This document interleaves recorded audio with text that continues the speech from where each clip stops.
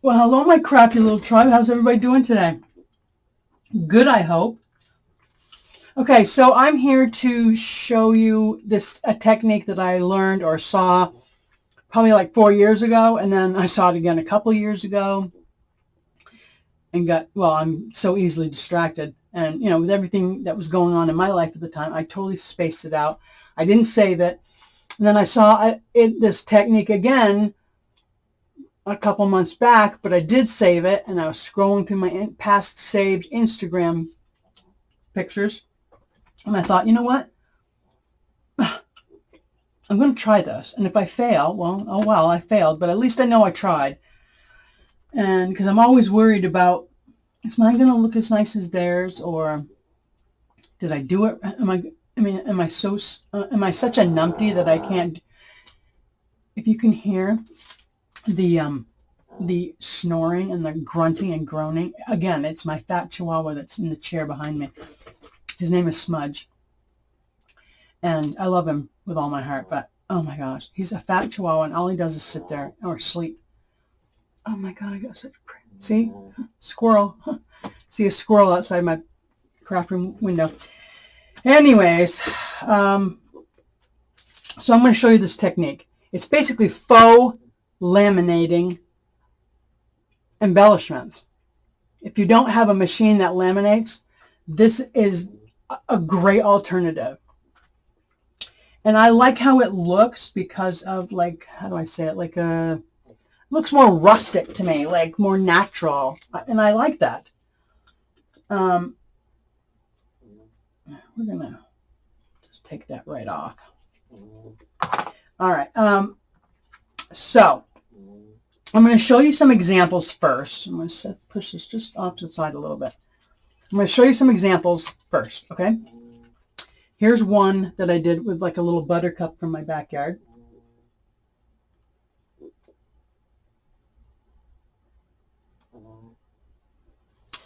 Some I sewed around, some I didn't. Here's one I did with a die cut.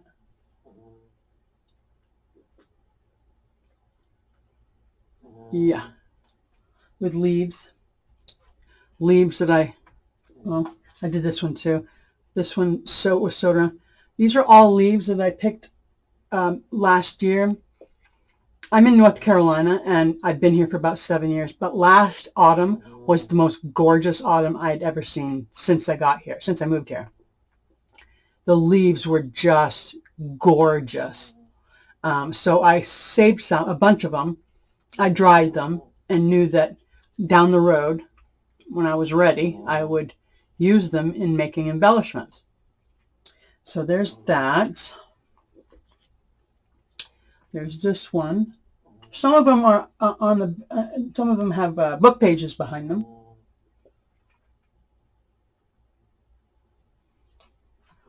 And then did I show you that one? No, I didn't.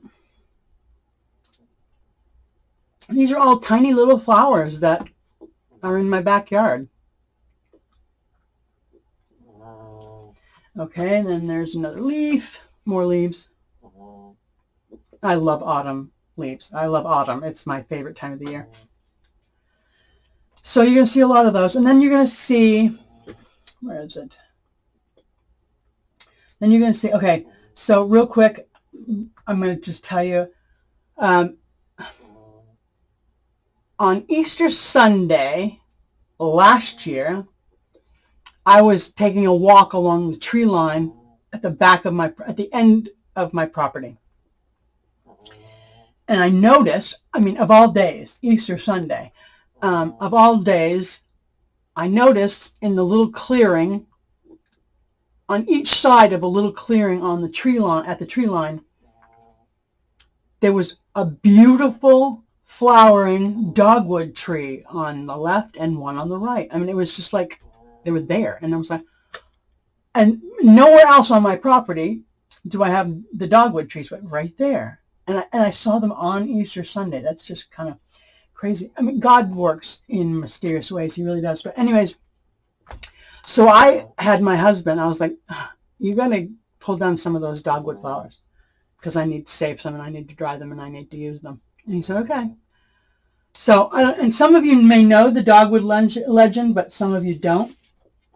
So I'm going to just kind of read off. I printed off the legends because I love the story. And I just think they're so cool. All right, so I'm going to read it off real quick. The legend of the dogwood. That at the time of the crucifixion of Jesus, the dogwood had been the size of the oak and other forest trees. So firm and strong was the tree that it was chosen as the timber for the cross. To be used thus for such a cruel purpose greatly distressed the tree and made it sad. And Jesus, nailed upon it, sensed this, and in his gentle pity for all sorrow and suffering, said to it, because of your regret and pity for my suffering, never again shall the dogwood tree grow large enough to be used as a cross. Henceforth it shall be slender and bent and twisted, and its blossoms shall be in the form of a cross. Two long and short petals, two long and two short petals, and in the center of the edge of each petal there will be nail prints, brown with rust and stained with red, and in the center of the flower will be a crown of thorns, and all who see it will remember. I love that story. And sure enough, if you look closely at the tip of each petal, you can see the nail prints with rust, and it looks like there's rust, and it looks like old dried blood from Jesus' suffering. And in the center is like a crown of thorns. So anyway, I love the story. And I just think it's so cool that I have dogwood trees on my property. And they were just there. I mean, it was like, everything else on Easter Sunday, everything was green and just early growth, and some things were still brown, and just barely you could see flowers coming, just barely. But all of a sudden, there was two beautiful flowering dogwood trees. I thought that was so cool. Okay, so here we go. I've shown you examples. Now I'm going to show you how to do it. Okay? Now, I've already laid a strip. You can't see it, but I've already laid a strip of, you need wax paper, a big sheet of, a fairly decent size piece of wax paper, shiny side up. I like to use this, but you don't have to. It's personal preference. The 3-inch extra wide shipping tape. That's what I use. I got 2 big rolls of it on Amazon for $5. It's not expensive. So I laid a strip down about, I don't know, 1, 2, 3, 4, 5, 6, 7, 8, 9, 10. It's like 10 inches long, okay? Roughly around 10 inches long, okay? Now then you lay it down, and you lay it on the wax paper as flat as you can. I use one of these to flatten it out. It's a bone folder, except it's not. I got it at Dollar Tree for $1.25 or something like that. But it's like a bone folder, and you can get them at Dollar Tree, and they're not expensive. So you just take it and flatten out, rub out as many of the little bubbles as you can. If there's any, creases or wrinkles, just rub them out as good as you can. Now I just pick this flower and this leaf. Here we go, just like that. I want to do that? No, I think I want to do that. Sure, why not? Let's just do that. And then you take another strip of okay, and then I kind of bend it in the middle and lay it as close to the other one as possible, and you lay it down slowly, okay?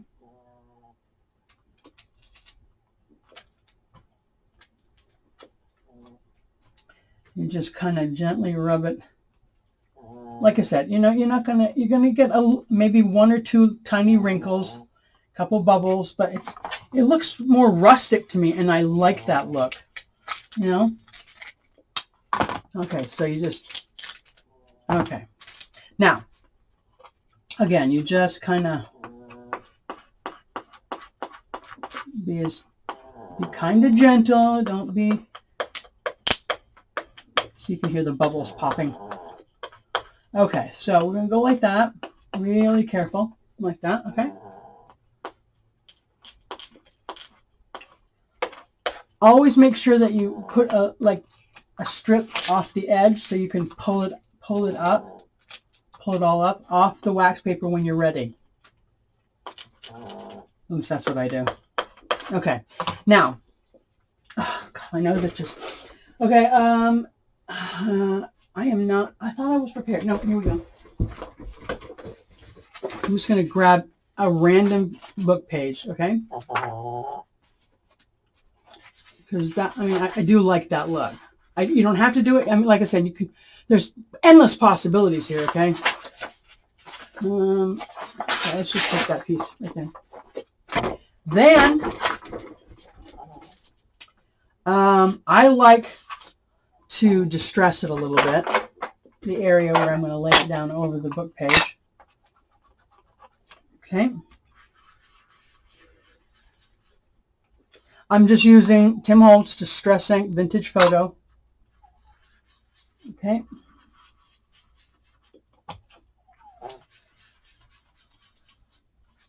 I detest anything that looks stark white or close to it. I like anything that looks old, grunge, browns, golds, you know, that's my jam. Okay.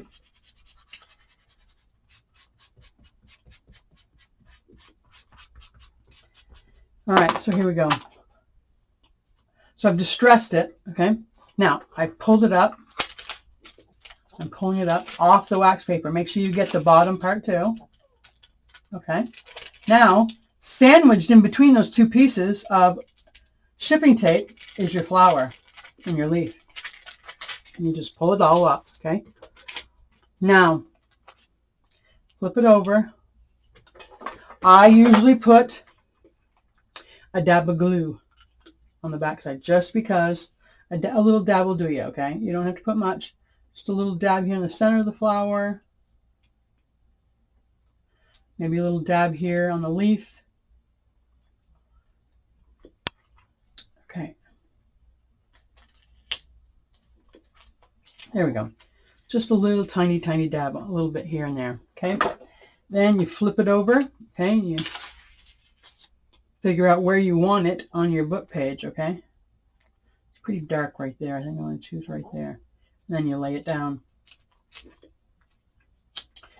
And you flatten it out.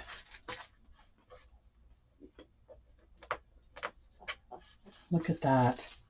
I really like it. I mean, some of you may not, but again, I wanted to share it with you because I thought it was cool. And I'd seen it several times over a period of like 4 years. Okay, so now you can either use like decorative scissors and cut around, or you can just use regular scissors and cut it out, or you can trim it into a square or a rectangle or an oval. You can die cut it, you know, like I did that one. I die cutted that one, okay? I mean, the possibilities are endless, okay? Now that you've seen that, I'm not sure what I want to do with that one. I'm going to think about it. However, again, from this point on, I usually just cut it pretty big until I decide what I want to do with it, okay? We're just going to go down like this. Now, you can, in most cases, you can lay a cutting die over this area, like an oval maybe, or whatever, or you can just cut out a square and sew around the edge. Now, I'm going to show you a couple of examples of how I use them. I'm working on several different journals, okay? Now, this is just one example. Where is it? This is one example. I I need a little bit of light here. Can I just put some light? Of course not. Okay, there. It's a little better, I think. Okay, so here's a page I'm working on in this journal. One of the journals I'm working on, okay? This is the glare. Okay, so you can see, let's see if I can I zoom in a little bit better?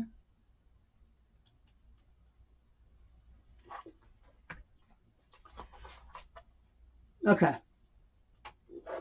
You can see, if I hold it just right, you can see right here, this is one of those leaves that I did with the faux laminating, with the shipping tape, okay? The only difference is, on that page, I used this craft paper kind of duct tape, and I got it at Walmart. Again, I got a massive roll of it for like, I don't know, it was like $2.87 or something like that. I mean, I didn't pay very much for it, and I got it at Walmart, okay? But I'm not sure exactly what the name of it is, but it feels just like coated brown craft paper on one side and duct tape on the other, okay? Now that's what I used for this image.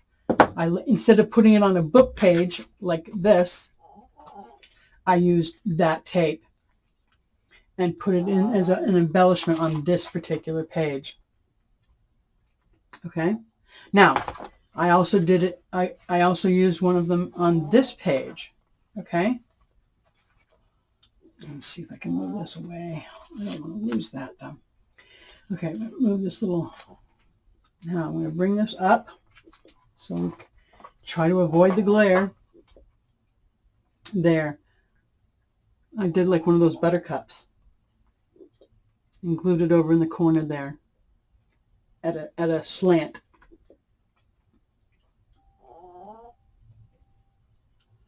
I just think they look really cool. So I think that's it. Give it a try. I mean, like I said, the possibilities are endless. You can do all kinds of different things with it.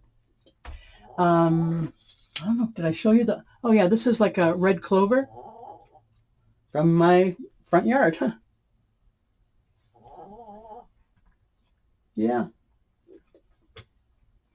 So, I think that's it. Yeah. So give it a shot.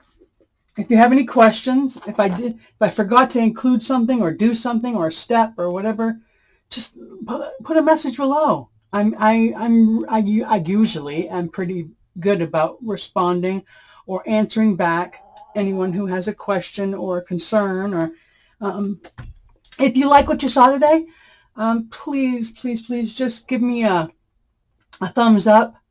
Subscribe to my channel because I got all kinds. I got a ton more ideas. And like I said before in my last video, I'm not going to go 2.5 years without doing another video. And I really am excited about being back in this community. So give me a thumbs up, subscribe to my channel, and put a message below. Let me know what you think. And I will see you very soon. Bye for now.